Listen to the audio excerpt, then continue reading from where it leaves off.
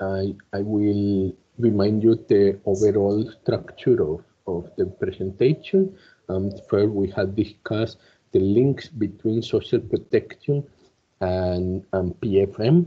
Then we have discussed with UNICEF help and the European Union. We have focused more on budgeting, cost effectiveness issue, and now we have moved toward financing issues.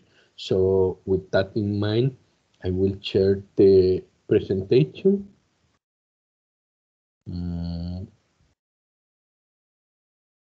Let's have it.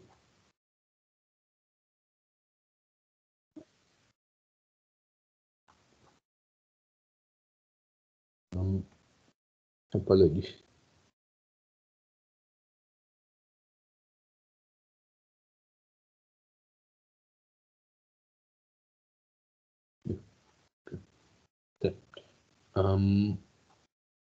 Very well. So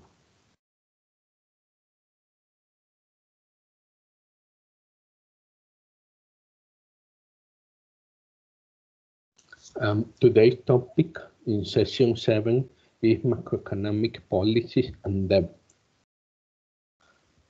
Allow me to remind you how was the structure to reach the stage of financing. So the idea is that we have the process of policy reform development. The process starts with an inventory of what is existing in a country. Then we try to identify and estimate the coverage gap, if any, and then those coverage gap, we can make a costing analysis, and then we can do in parallel two more analysis. One is the fiscal space analysis, which is about how to pay for this cost coverage gap, and the poverty impact assessment, which is separate and it not really, here they look like a sequence, but they can be done in parallel. The key point is that all the tools that have been developed are focused on a process of social dialogue and being able to do capacity building in the institution. The main tools used, as mentioned by Celine and Helmut before, are the assessment-based national dialogue, the social security inquiry for data, the rapid assessment protocol costing tool for costing analysis, the ABND is for coverage gap, and then for fiscal space analysis, we have the handbook on fiscal space. And finally, there is a tool for the poverty impact assessment, PIA, as Nanja told you. The expected results, again, are very focused on, in our vision, how important it is that social protection system is completely, there is buy-in from the stakeholders. So the tools are oriented toward that idea, but also toward the idea that there has been an evidence-based approach to building support for social protection. Within the fiscal space analysis, Helmut had mentioned before, we typically use 8 financing options that countries should analyze within a national dialogue. Obviously, there are certain options that other entities might place more emphasis. For instance, some institutions on tax revenue or increasing the efficiency of public expenditure. But here we believe at ILO, we believe that there should be a much stronger focus on providing a wide portfolio of options.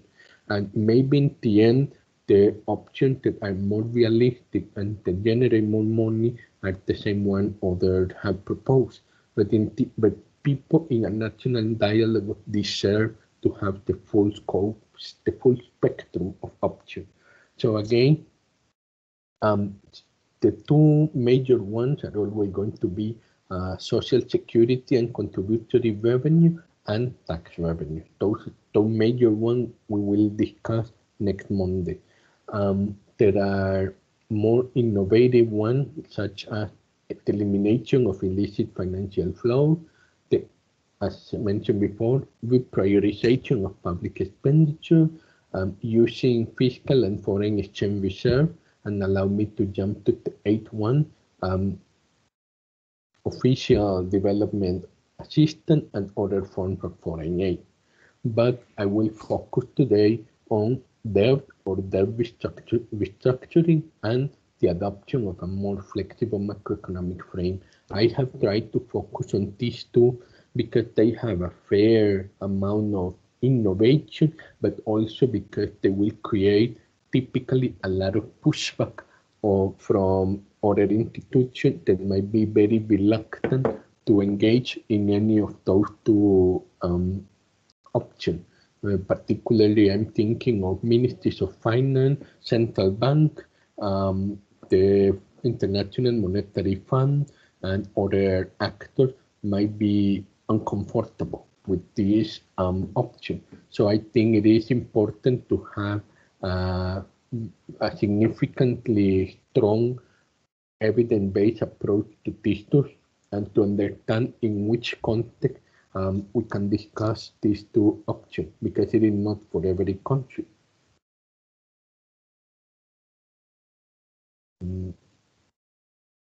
So first, I'd like to discuss briefly what is exactly what we are talking about when we say debt. And in reality, we have to move a bit outside pure debt concept. When maybe you are thinking right now of the country asking for a loan from a big development bank, or maybe the country making a bond emission and receiving money because of the bond emission, and then now the country is in debt. All of that is true, but to some extent, we keep talking about revenue, expenditure, fiscal deficit, and in the end, it all comes down to a key definition: the net asset position. What is the net asset position? The remainder when you take government assets, which are add up, and then you subtract government liability. And revenues and expenditure are supposed to be, by definition, changes in the net asset position. So you may wonder, well, how exactly this works? I feel that the most clarifying example is the example of privatization. The reason is the following, let's use an example. We have a country that has a state-owned enterprise. This state-owned enterprise is valued at 5% of GDP. The country also has debt of 55% of GDP. For whatever reason, policymakers in this country are uncomfortable with this level of debt. So they decide to to privatize the state-owned enterprise, take the money received and reduce the debt from 55% to 50% of GDP. So for a lot of people who think, well, this is revenue, right? But that's not correct. It is not revenue. If we make the assumption, further assumption, that initially the country had assets valued at 80% of GDP and the liability were 55% of GDP, the initial net asset position, you take the 80% of asset and subtract 55% of liability, you have a net position of 25% of GDP.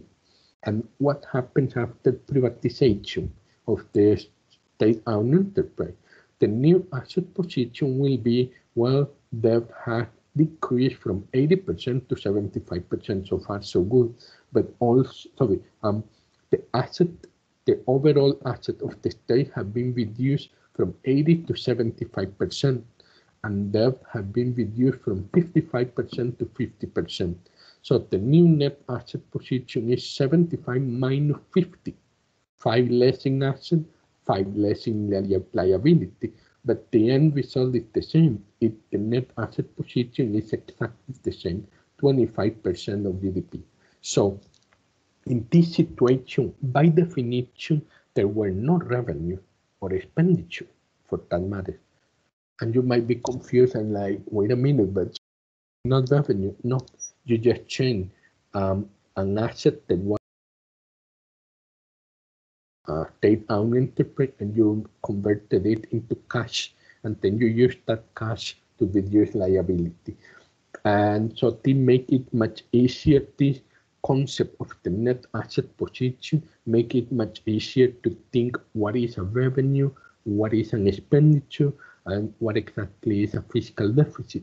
Because now a revenue is going to be something that is real new income for the government without a counterparty asset having to be sold. So why are tax revenue?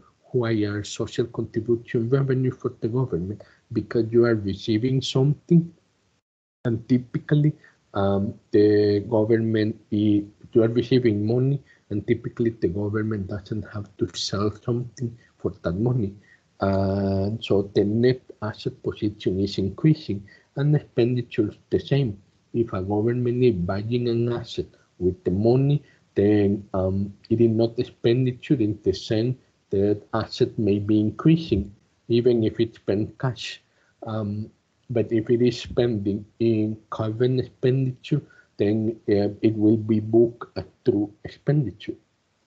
And maybe many of you are thinking, if privatization is not revenue, how come it is very often offered as a possibility for improving the fiscal situation of a country? So essentially, it comes down to cash flow. If a country has to pay very high interest rate on its liability and is receiving low return on its asset, to reduce liability through asset sale may make a lot of sense, because you stop having the very strong cash flow out in exchange for a small cash flow that was coming in. And even if the asset seems to have roughly the same value, there may be cash flow issues, immediate cash flow issues. But in general, they may explain to you why typically privatization, and I'm not talking about corruption or any other issues that may happen when assets are privatized. Privatization itself is not a fix-all approach to problem of, for instance, fiscal deficit, because you are just changing your asset and liability position. And again, when we talk about debt, the name of the game is almost always the cash flow problem. Obviously, debt service, and allow me to emphasize, debt service is about having to be paid, which is not the same as debt stock. Remember, debt stock is all the amount of debt the country has, but the debt service is how much it has to pay within a given time, typically during a year.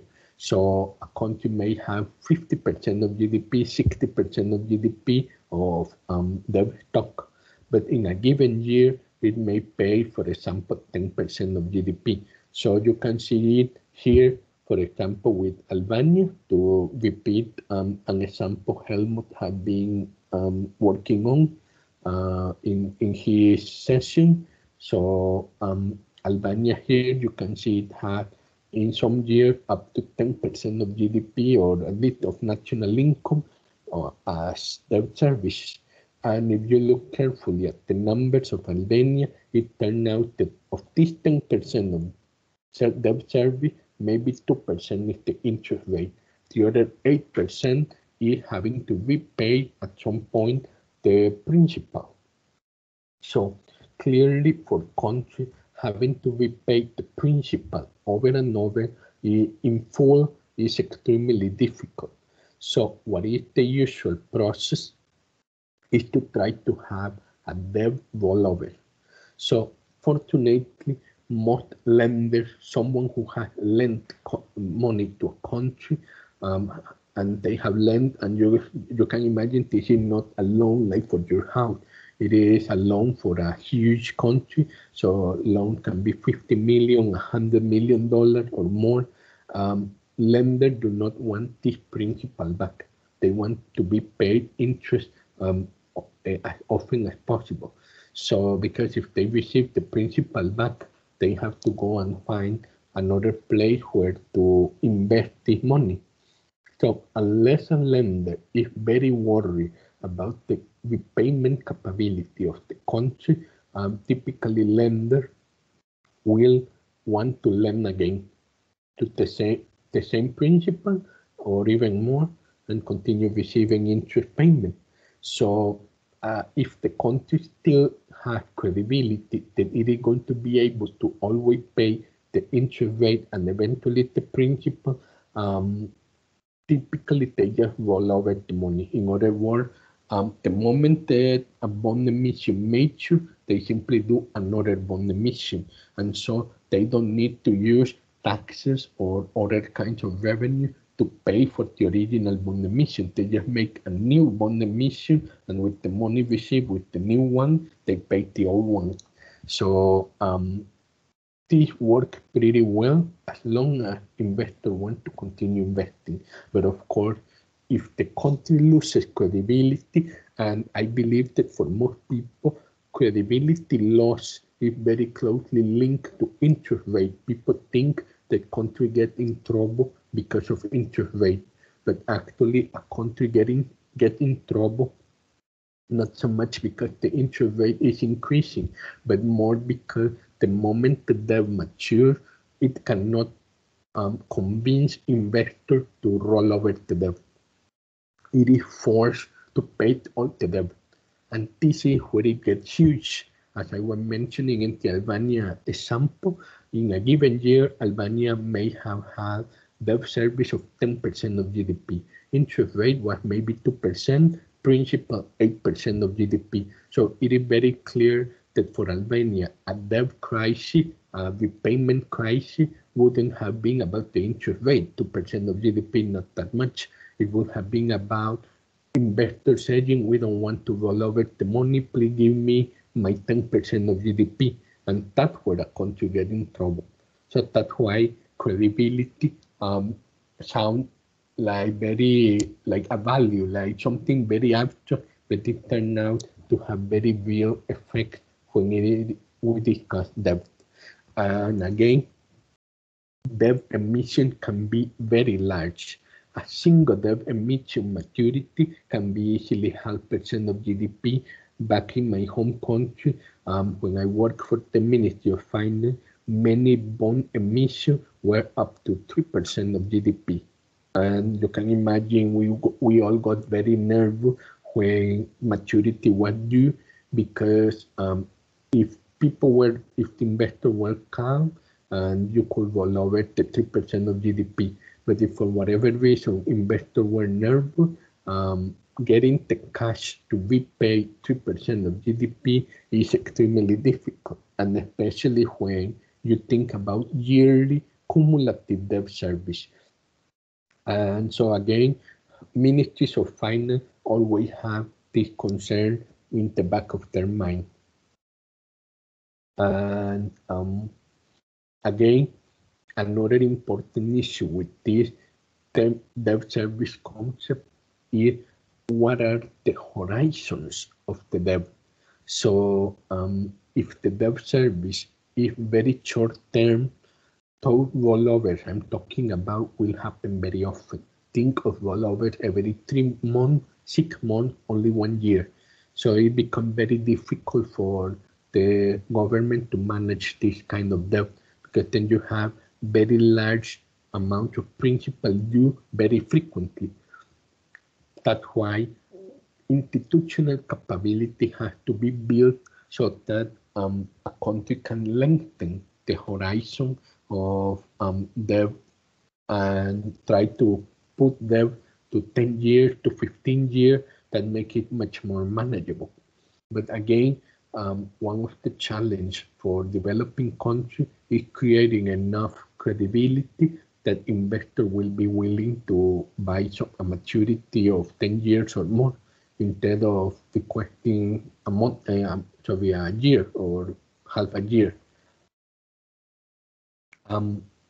And the reason I have emphasized so much dev service is because my personal experience was the dev service is really, really important in the sense that it is the day-to-day concern of finance ministry. And for me, it was always a bit strange to see that at least in the academic literature, and especially at the level of certain institutions, they seem to be so worried about dev talk. Dev talk obviously is closely linked to dev service, but they are not quite the same thing. And to me, dev talk worry are much more close, become very much a self-fulfilling prophecy. So we saw this especially back in the 2008 crisis, the problem we had with the Reinhard-Rogoff paper. Reinhard and Rogoff were Harvard professors that wrote a very famous paper that turned out to have critical error. And when I say critical errors, I don't mean that I have a difference of opinion with them. No, it was that they built the paper with data, and when they made the estimations of the effect, they wrongly excluded a big part of the data. So when another person realized that they had excluded this part of the data, they had to redo it, and the effect became much smaller. But the mistake was discovered 2 or 3 years later. By then, the paper had been used many times as a justification for austerity. Why? Because the conclusion of the paper, which was basically wrong or at least much weaker than what they claimed, was that when debt to GDP reaches about 60% of GDP, growth of GDP starts to slow down. And especially when debt to GDP was 90% or more, then growth slowed down a lot. So this, in a nutshell, this result was used to justify austerity, because essentially the argument was, okay, if after you have a very high debt stock, you start slowing down in your growth, then you must engage in austerity now to avoid reaching this level of debt, because if you reach that level of debt, you will have very low growth anyway. So basically, they encourage countries to have austerity or force countries to have austerity. We all know the cases of the European Union and Greece and Spain. If they force a country to do austerity, then the growth of that country slows down. So if by 2013, Paul Krugman, when they found out the mistake of the paper, he had to say, well, you know what?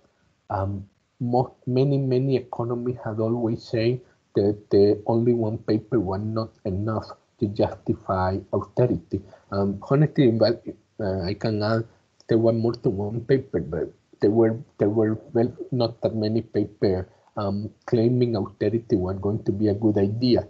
But of course, many policymakers really wanted to do austerity. And so they abandoned the unemployed, as Paul Krugman said, because they wanted, and they just needed some paper to justify it. So the Reinhard-Rogoff paper was very dangerous, and the mistake was very dangerous because it allowed policymakers that didn't want to help unemployed people in 2010 to justify why they were not helping unemployed people. And indeed, I want to also emphasize the role of credit rating agencies.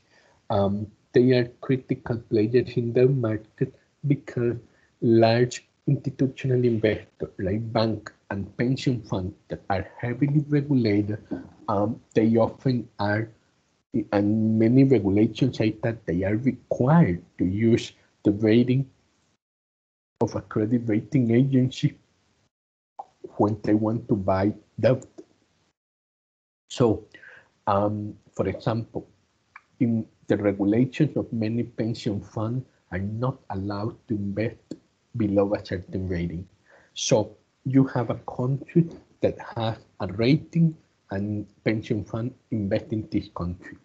And for some reason, the credit agency become concerned about this country. And so they downgrade the country below the threshold rating that is regulatory.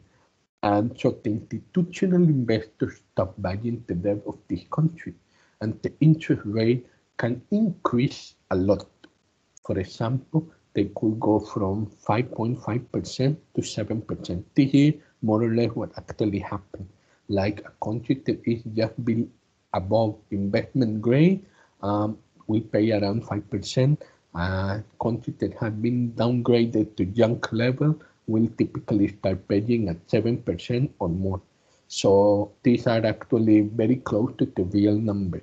And the jump, as you can see, is 1.5%.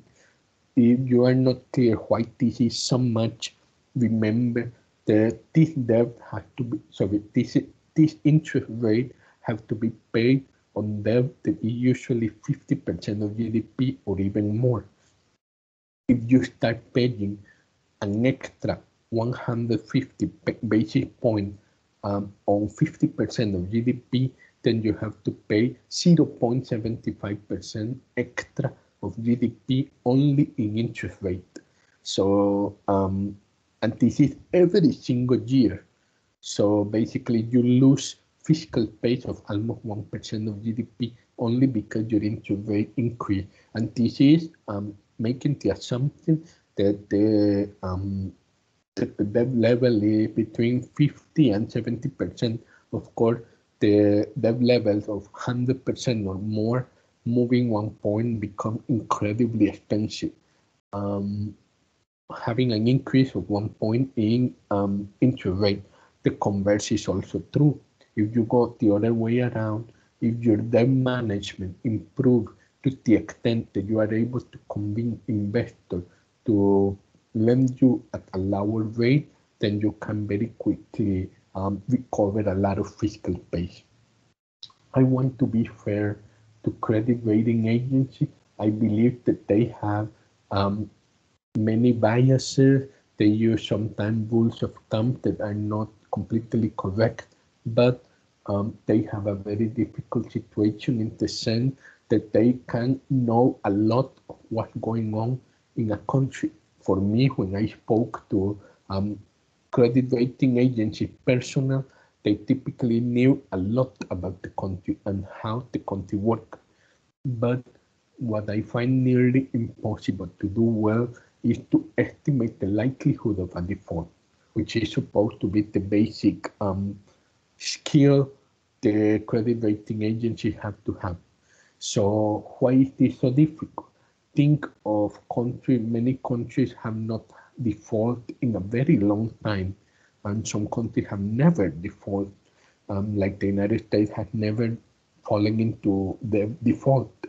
And a country like Costa Rica, the last time it defaulted was before I was born. So more than 40 years ago, and at some point, it become very hard to be able to say this country is likely to default. In the 21st century, very, very few countries have default. Estimating the likelihood of default becomes a lot guesswork. And that the reason Weinheim-Rogoff error was so important, because to some extent, it allowed people to begin drawing big red lines, like if you have more than 60% of debt stock, we will punish you because you are much more likely to default. And that was not necessarily true after the paper was fixed. Also, credit rating agencies have become an important block into having honest discussion on the need to restructure or renegotiate debt, because even hinting or beginning to discuss the need of restructuring can make a downgrade. And so they create a big difficulty for having a a discussion. You cannot even discuss it because the moment you discuss it, you can open the door for credit rating agencies to justify downgrading you. So if this is the situation, can something be done about that? I already mentioned, well, better management can make a surprisingly large impact. For me, it was always interesting, like people will obsess about, I don't know, like how carefully a project like a bridge was being done, and maybe people will not take the same care at how carefully debt is being managed. And by debt management, I mean, for instance, how frequently and how large should bond emission be. And depending on how you do this, you can create the institutional condition to lower the interest rate. And as I mentioned before, if a country has a big, a fairly large debt stock, 50% of debt stock, lowering the interest rate a percentage point can over time yield 0.5% of GDP in additional fiscal pay. You might say, is that a lot? Is that a little? Let's go to Albania. So look at the left side. You start talking about more taxes. And here there are the estimate of increasing taxes by 1 percentage point. So let's say we focus on personal income tax, the third tax estimate here, 0.16%. So imagine we were saying, let's say you manage with better debt management to a 1 point decline in average interest. You are recovering 0.56%. So you need more than 3% increase in personal income tax to compensate not improving your debt management. So if a country is still not managing their debt well, this is a great way to find fiscal space. Of course, many countries already manage their debt well, so you cannot find fiscal space this way. But there are other ways. Another way is to consider situations where a country has very low debt, for example, below 30% of GDP. So a country with such low debt has more space to invest more in their future, to invest in social protection and their future, and improve future economic outcome besides the immediate benefit to the population, of course, because now they have social protection. Finally, again, right now it is hard because of the role of the credit rating agency, but at some point it would be good if the international community restart the discussion, which is an ongoing on and off discussion on odious debt and creditor co-responsibility. And the concept of odious debt is very closely linked to, for instance, government that take a lot of debt and still take money through corruption, or they invested very badly, and the population really didn't have an input into how to use this money. And after the government is gone, a new government comes in and they say, wait a minute, the older government spent all this money very badly, and now I have to pay for the debt. Right now, the international market structure basically treats all debt as sacred. You cannot touch it, you have to pay it no matter what. It doesn't matter how badly it was invested. But there is an ongoing argument, legal and moral argument. The creditors, the people who make the loan, that buy the bond, have also a co-responsibility that if they know they are giving a loan to an illegitimate government, to a government that is going to spend the money very badly, they have a certain level of responsibility. It is too convenient to say, yes, I gave them a loan, I knew they were going to spend it very poorly, but I want to be paid back. So this could be a more prominent discussion. It is not right now. Then no, we don't discuss only debt. As I mentioned, we can also discuss macroeconomic policy from the perspective of a more accommodating macroeconomic policy. So why is macro policy not more accommodating typically? So let's go back to the standard version. Since 1936, the analysis of macro policy is very focused on the concept of potential output. So this is this level of production where all economic factors are fully employed. Typically, we are thinking of labor, but we are also talking about capital and land. So since Keynes was writing during the Great Depression, his main concern was, let's think about counter-cyclical macro policy whenever output is below the potential. That is, when resources are not being used because labor is unemployed or capital is underemployed. And the way you make this counter-cyclical policy is mostly with more government expenditure to compensate reduced private consumption in aggregate demand. So the private sector is in a crisis. They reduce their ability to buy and purchase goods and services, so that what the government can come in and try to purchase those goods and services and keep people employed. And on the counterparty of this is, on the other hand, whenever the output is more than the potential output, you will start suffering inflationary pressure. Prices are going to start to increase. And when this happens, the suggestion is reduce the role of government or engage in a more stringent monetary policy, for instance, with higher interest rate. And this is like the standard story. If you are in a crisis, have more government spending or get the central bank to lower interest rate.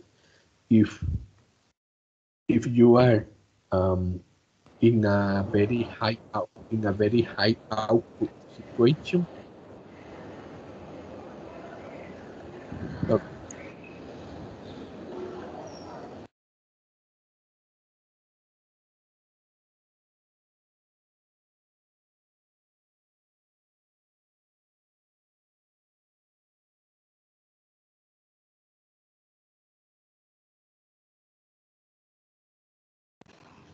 Ramos, you are on mute. Mute. You are on mute. Cannot hear you. You are on mute.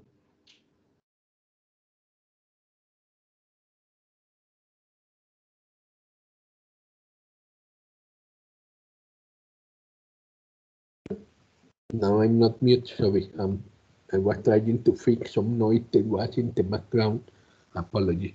So thank you for warning me. So as I was saying, so that's the standard story. Macro policy should be counter-cyclical. Central bank should lower interest rate whenever there is a crisis of aggregate demand, and government should spend more. But what happens if you are in a situation where the country already has high debt? It is much harder to apply the Keynesian recipe. Why? One obvious reason is very high debt stock means high debt service expenditure. And obviously, if a country is already spending a lot, it is hard for the country to spend even more and have an even larger deficit. So this is a very obvious reason. High debt might make it more difficult to engage in counter-cyclical macro policy. Second problem, if the debt is very high, central bank may suffer fiscal dominance. This is jargon, but basically means that central banks are supposed to be able to change the interest rate. But if the government is asking for many loans and is acquiring a lot of debt, then the government has to pay whatever the lenders ask for it.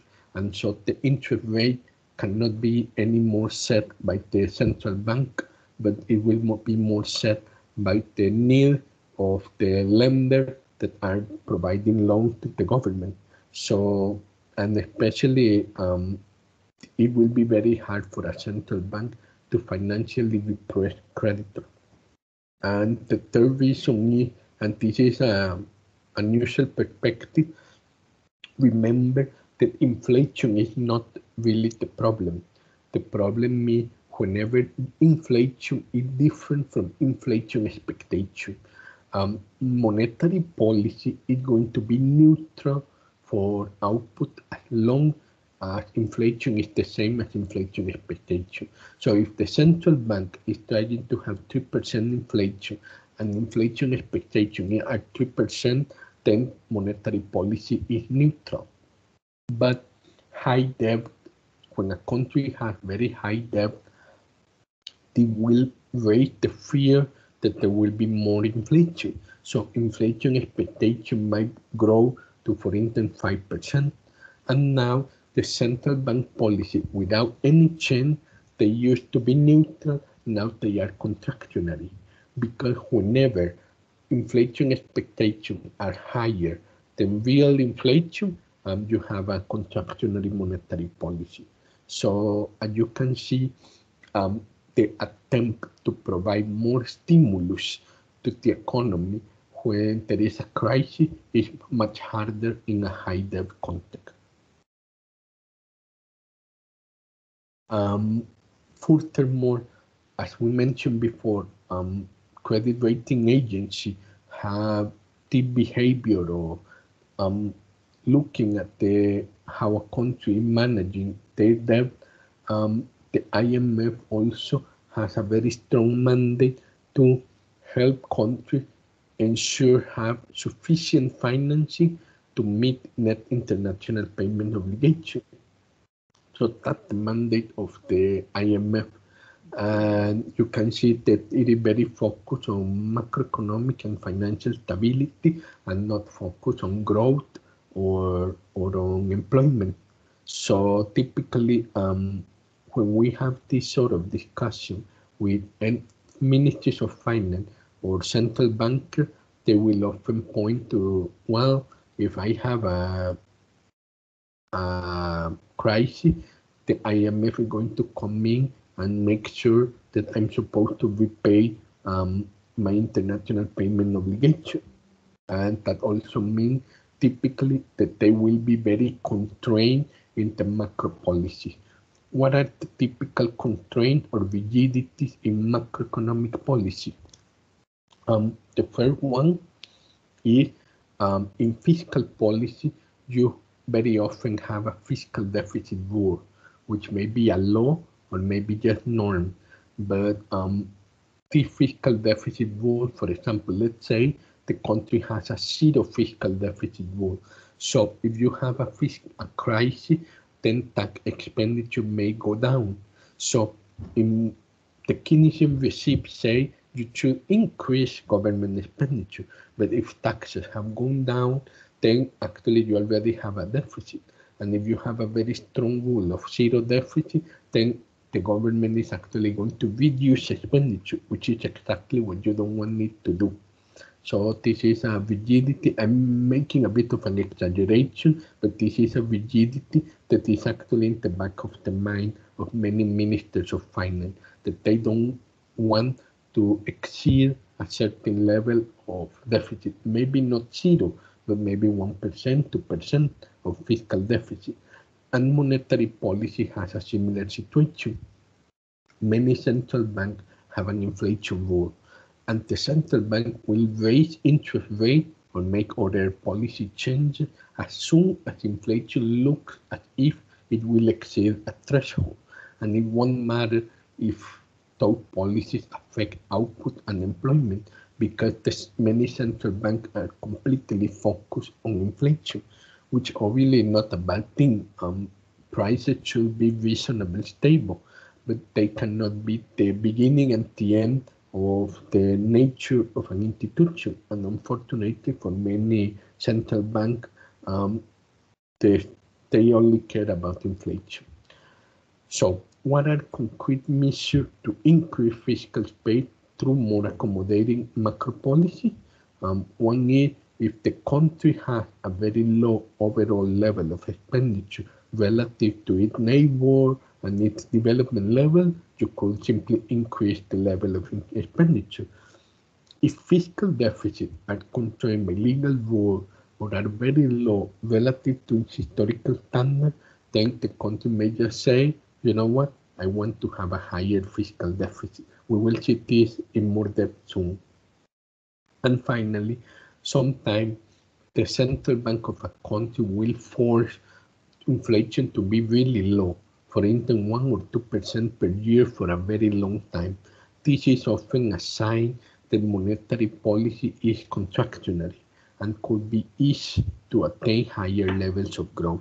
I especially have noticed that many central banks claim that they have a target of around 2%, but in reality, they want inflation to be below 2%, which is a different idea. One thing is to target around, so sometimes it's a bit more, sometimes it's a bit less, and another is to always have less than 2%. Reality seems to be that most central banks are really trying to be below 2%. And this takes me to a critical idea, both for macro policy and for debt management, which is the R versus G debate.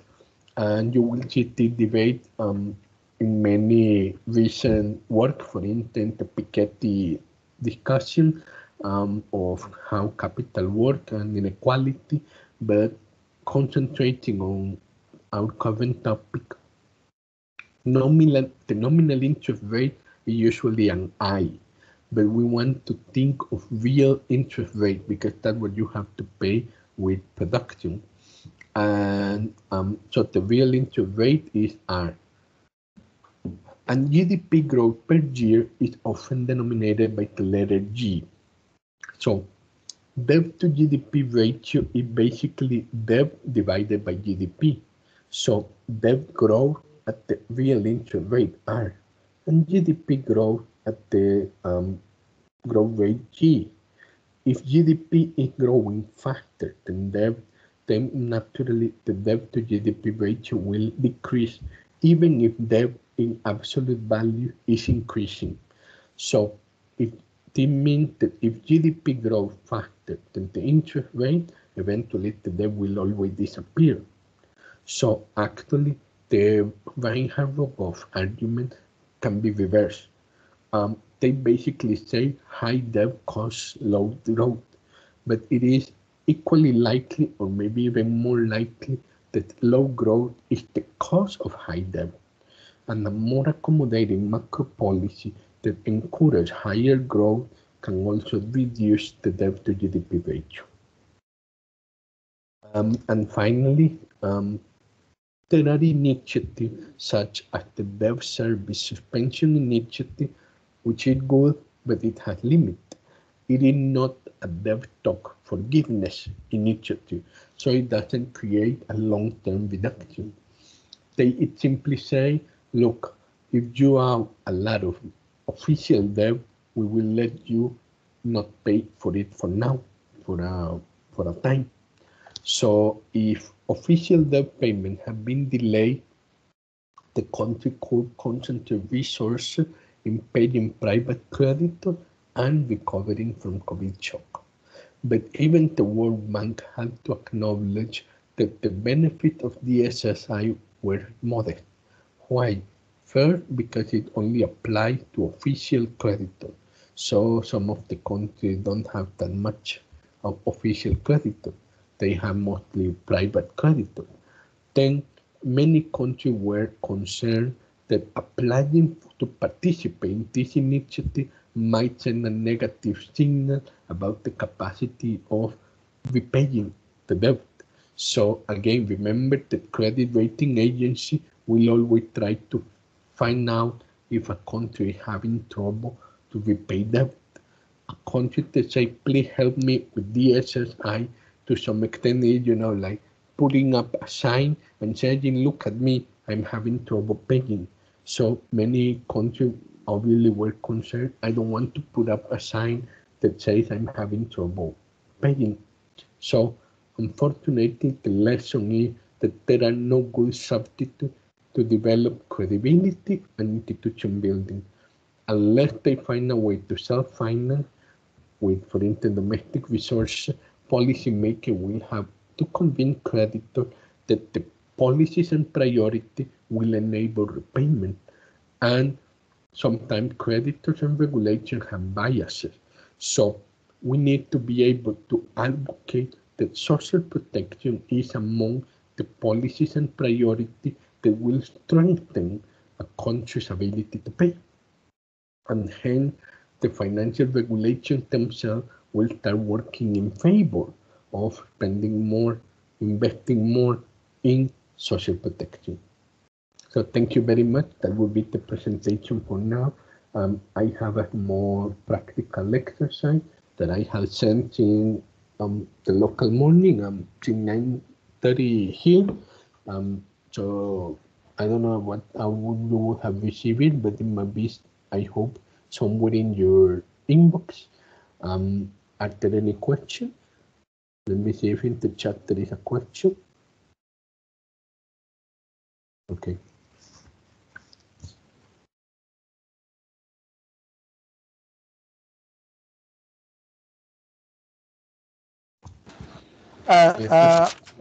Sorry. Third Bob and then Gustavo. Yeah, no, it's not not a question per se, but this is just a comment, Ramos, that from your presentation, we need to nuance the discussion on debt, that it is not an entirely bad thing, because your last slide shows us that sometimes slow growth may actually be worsening debt ratios. So meaning we can also look at it from the other way around. Modest debt can help boost growth and ultimately improve investments in social protection, which is exactly the question you provided in the case study on Coursera, right? This is just a general comment. Am I right in thinking that way? Exactly. Yes, that's pretty much the point. Like, people get very worried about debt to GDP ratio, and often they will focus on the debt part, but also we have to think about the GDP part. What is creating low growth? Because fast growth will typically allow the country to reduce their debt to GDP ratio very quickly. So, but yeah, basically your comment is very much on point. Gustavo? And I will show more of with the Excel file. Go ahead, Gustavo, sorry. Thank you, Álvaro. I just wanted to ask you if you know, or if you could see us some ways or examples how government could influence the evaluation of the importance of social protection during the process or during this or its dialogue with the agents, the risk agencies. What kind of tools government could use to influence the impact or the reevaluation by the risk agents about the importance of invest in social protection? Yes, absolutely. I mean, to some extent, this has to be an international effort, like at the level of regulation, at the level of the discussion, especially because the credit rating agencies are basically three big ones. So you don't need to convene hundreds. You can focus on those big three. They will be the leaders of everyone else. If you can convince them that within, because maybe to backtrack a little bit, credit rating agencies have many objective indicators, but a lot of the decision of what rating to put in a country are completely subjective. And this is very transparent. I mean, they are very upfront that there is a lot of subjectivity in their assessment.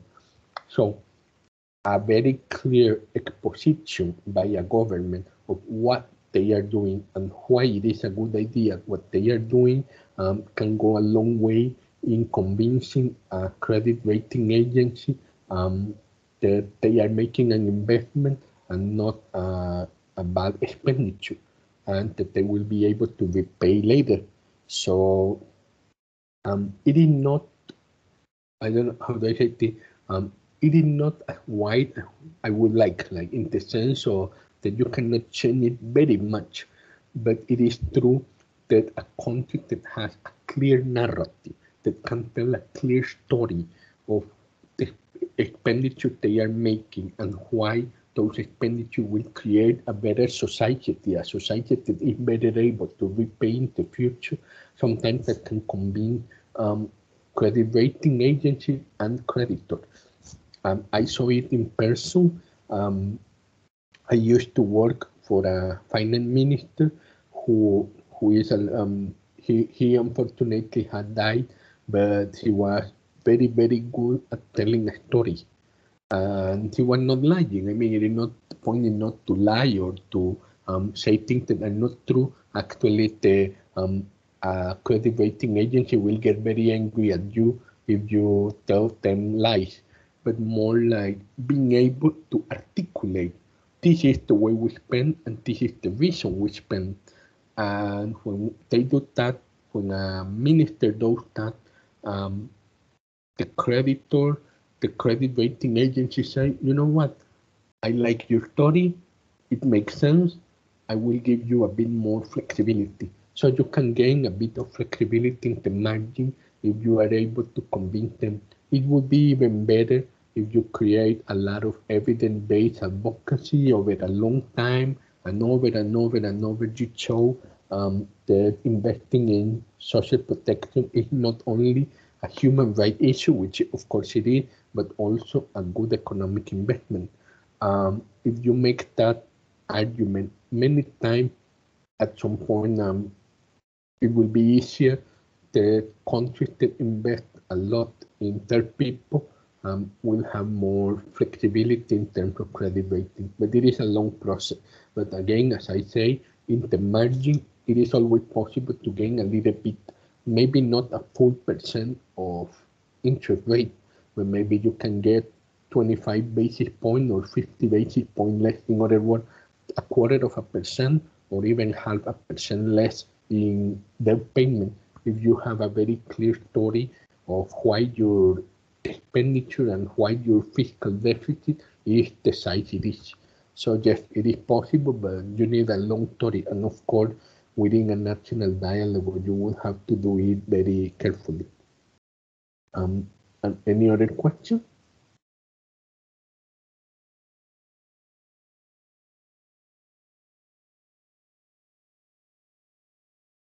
So I will share, of course you can interrupt me at any time. I will share the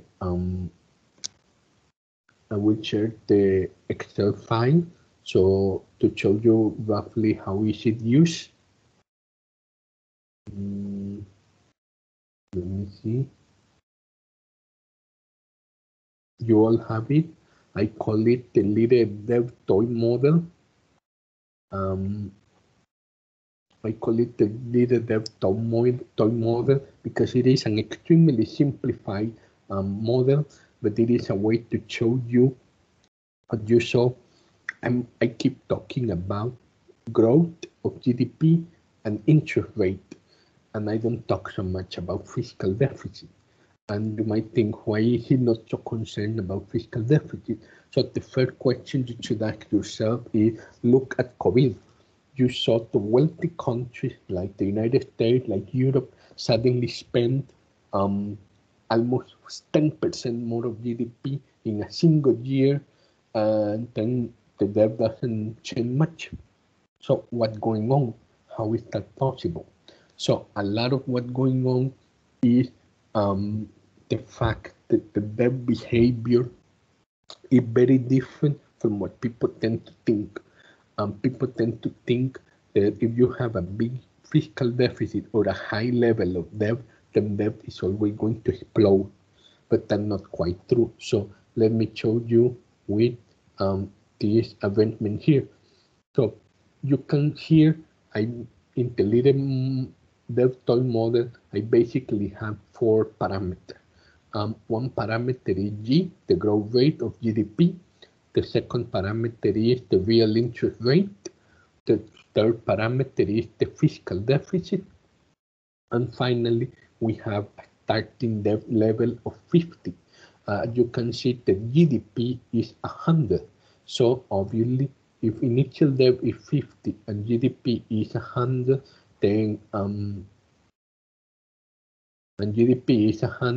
then the debt to GDP ratio is 50%.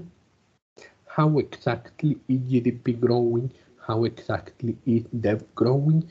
Then if the growth rate of GDP is 3%, clearly GDP in the first year was 100, then 103, then 2% more over 103. So it is not 106, it is 106.1 because we are adding 3% of 103 and so on.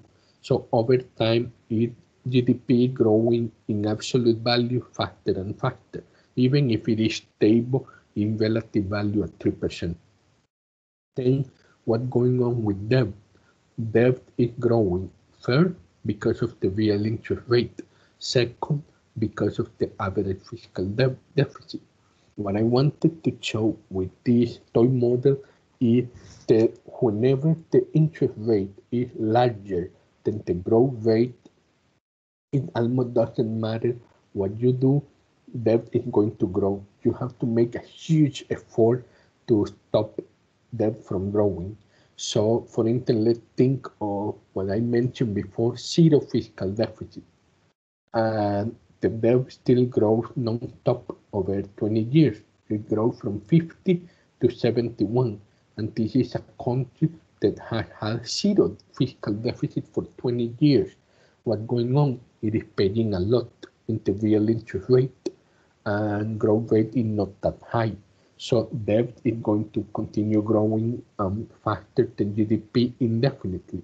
What you really need is to create the condition where the interest rate, the real interest rate you are paying is below the growth rate. So, and this is where things get interesting. Let's consider advanced countries. The United States, Germany, France, countries that pay maybe 1%, 2% real interest rate, and sometimes even less. Let's use 1% to make this easier. And the growth rate is not very high, maybe 2%, 2%, let's leave it at 3%. And we think that they have average fiscal deficit of 0. If this is the case, then as you can see, debt grows, but very slowly, and GDP growing much faster. So the debt to GDP ratio plummets. It goes from 50% to 35%, but it gets even better. This kind of country, when they are already paying very little in real interest rate, they can have an average fiscal deficit, for example, 1%. And you might think, well, every year they are running an extra deficit. And even so, the debt to GDP ratio remains stable. It doesn't move because debt is growing, but GDP is also growing, and they together may remain stable. But it gets even more interesting. As long as G is higher than R, you always get a stable debt level. And this is no matter how high the debt is. So let's take an example. Let's think that this is the situation and that the initial debt is 80% of GDP. What's going on? Look, the debt to GDP is going down. It goes down from 80 to 71. So clearly, this is a country that will always be able to repay, making the assumption that it was already believed to be able to pay 80% debt, then it is definitely going to be able to pay 71% of debt. So what happened during COVID? During COVID, a country maybe pays 10% of GDP to stabilize the situation. So let's change the debt level. Now it is not 80, it is 90. And you might think, well, at 90, debt is going to explode. Not quite. As long as debt to GDP, as long as the growth rate of GDP is higher than the interest rate, even if you are running deficit, then debt will very quickly go down again. And this is even running this deficit all the time. Let's make the deficit zero, and you will see that the debt to GDP go down extremely fast. So if a country can credibly go back to zero fiscal deficit, even if it had 80 before a crisis, and then it goes down to 90 after the crisis, in both cases, the country will be able to lower their debt to GDP ratio. That's why they tend to have, advanced countries tend to have a lot of flexibility in having higher debt levels. Instead, a developing country that is expected to pay a lot in interest rate, it almost doesn't matter their starting point. If it is, even if they have zero deficit, if they have a starting point of 90%, they go all the way up to 107, or if they start with 20, then it will go up. It always goes up as long as the interest rate is higher than the growth rate of GDP. So this is the reason why high interest rates are so extremely damaging to the process of any expenditure in general, but of course for social protection expenditure. If you have to get into debt to pay for social protection, then you have to be very careful about the relationship between the growth rate and the real interest rate. So I will stop here for now. I would like to give you 10 minutes to work on the question, the little example of Croatia, the question, and playing around with the toy model. And then I can give you the answer, or if you were able to find the answer, then I'll be happy to hear them. So I will stop recording and talking and give you 10 minutes at 4:50 in 10 minutes. So anyway, see you very soon. I'll be around if you have any questions.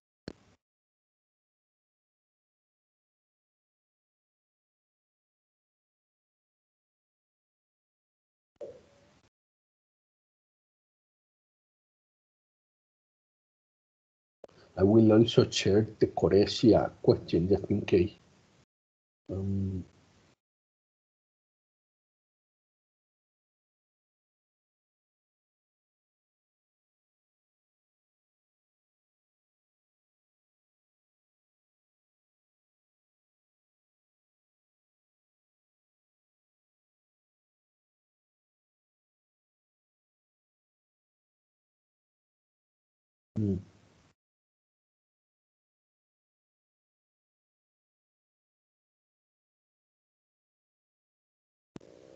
Okay, there you go.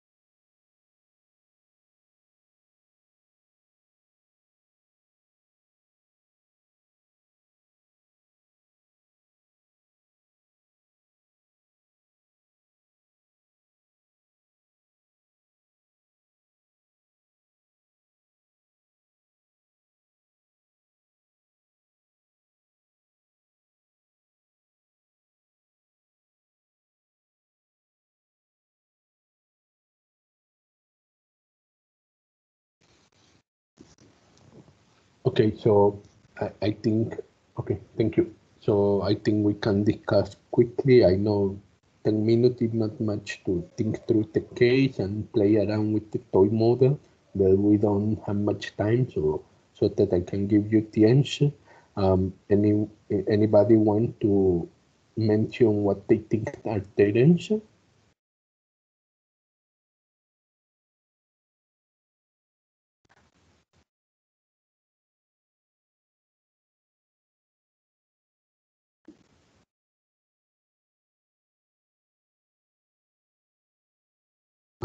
I will share again the toy model and input the values of the case.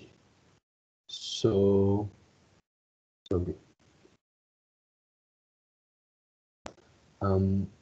We are saying that the debt level of Croatia is 50. So first we change the value to 50 of debt. Then we are saying that they have zero fiscal deficit rule. So this part is the same, is a zero. They are expecting a high growth of 5% of GDP growth. So we change the growth from 3 to 5. And the interest rate is 3%. So Croatia, if you look at the trajectory of debt, its current trajectory is moving from 50% to 35%. So it is going to have a significant reduction.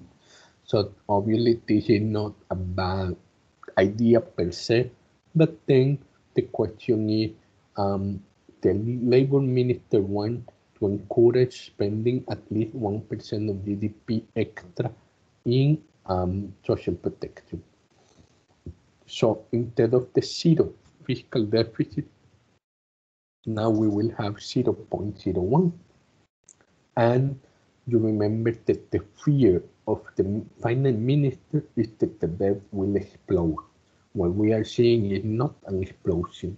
Obviously, debt is going to grow a lot, from 50 today to 120 in 20 years. But GDP is also growing from 100 to 240. So the relationship remains exactly the same. So there is no explosion. They remain extremely stable over this time. And now we will be able to spend 1% extra of GDP over the next 20 years, every year. Every year, 1% extra of GDP. So this is one way to look at this. And it gets even better if the labor minister is correct, and not only social protection will allow us to fulfill a human right, but also it will create higher growth level. If that happens, then the debt to GDP ratio is actually going to go down too, from 50% to 43%. Not as fast as when the minister was having a zero deficit rule, but it means that having zero deficit rule doesn't make much sense if you could invest in something, for instance, social protection, that could lift your growth rate. Because again, as I have repeatedly said, the crucial relationship is between the growth rate and the real interest rate. And then, but there is still one bad scenario. What happens if there is no extra growth, but the creditor punish this country, Croatia, with higher interest rate?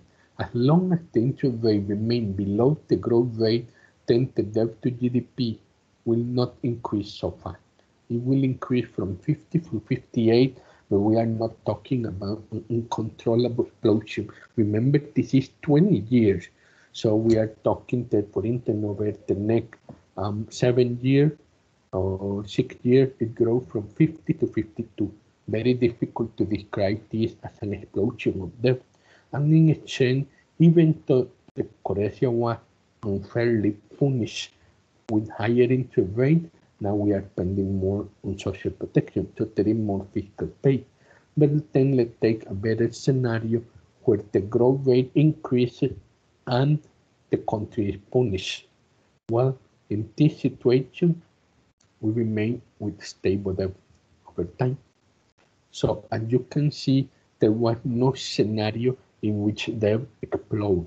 Of course, I have cheated a little bit in the sense of creating a scenario where growth of the economy is always higher than the real interest rate. But that is sort of the point I want to make, that as long as you are able to show that growth is higher than the interest rate that has to be paid, you can make you have a lot of flexibility in the decision you can make with macro policy and with debt. So any questions on this?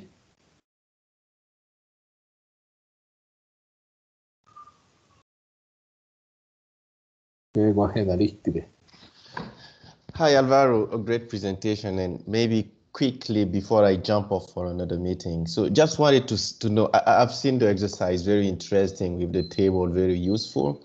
And I was wondering, maybe the policy behind debt reimbursement may also play a huge role, right? If I decide only to pay the debt service, not to increase, the burden, it's not the same thing as if I decide to repay the capital itself faster, right? So all these things, I mean, debt policy is not only a single variable, it's not unidimensional. It might be, you have lots of things going around. So let's say Croatia decides to have,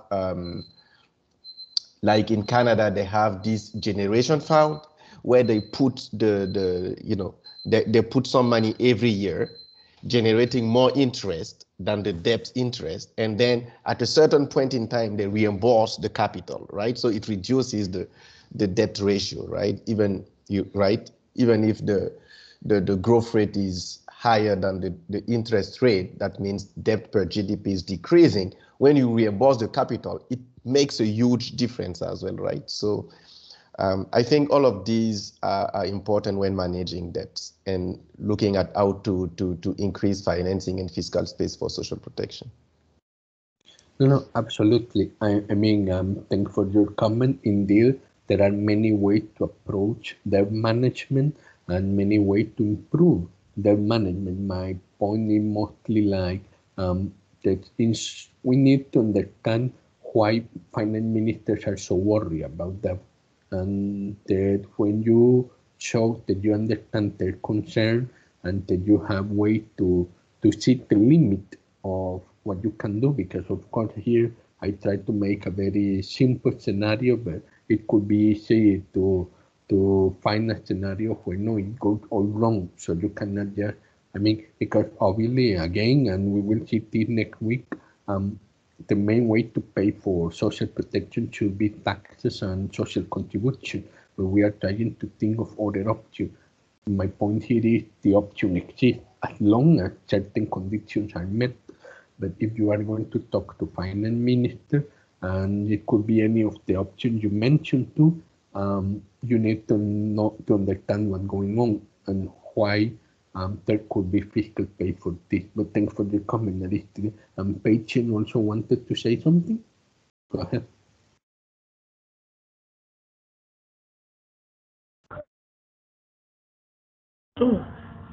Oh, thanks, Alvaro. Sorry, I was having trouble unmuting myself. No problem. I think for me, it's quite an interesting exercise, actually, very, very applicable to some of the contexts in which we are working.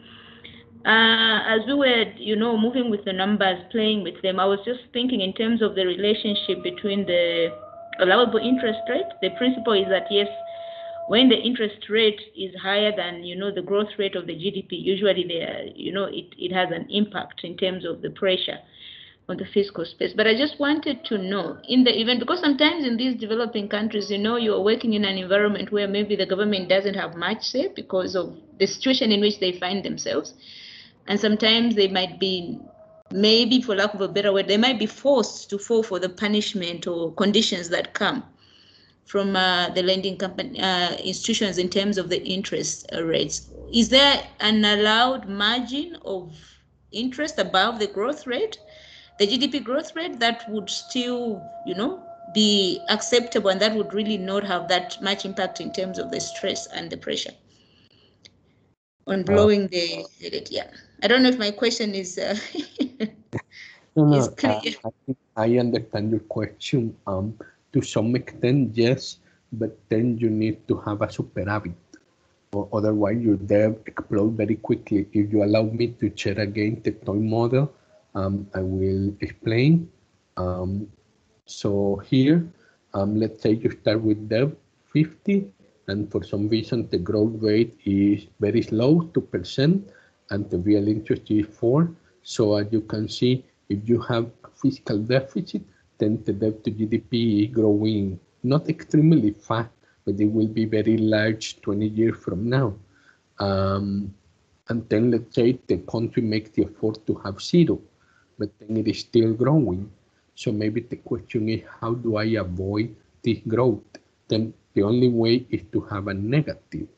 So for instance, I have a superávit of 1% before interest rate payment, then I will be able to stabilize that.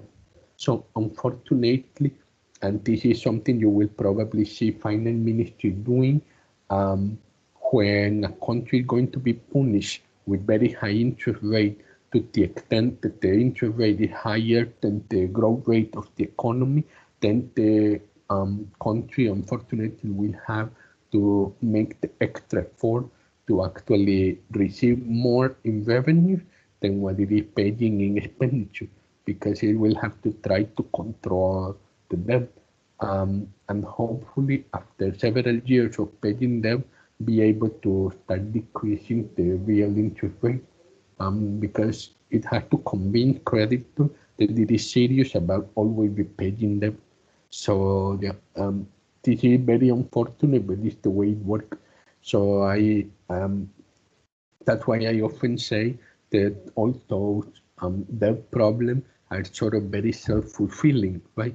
You have the dynamic where poorer countries have to pay high interest rate, so debt service is very high, so they have to make an enormous effort to pay for it, and it is hard to get out of the trap. And to a certain extent, it is exactly the same way it happened to people, to persons, right? Like people who are very poor have to use very dangerous loan sharks, and people who give money at very high interest rate, and rich people can go to a bank and receive money at low interest rate.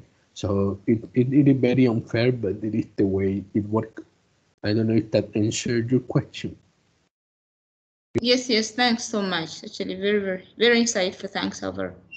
Okay, very good. Thank you so much. So we run out of time. I appreciate very much that you stay all the way to the end. So I'll see you next week, I hope. Take care. Bye-bye. Thank you. Bye-bye. Have a good evening. Good day. Bye.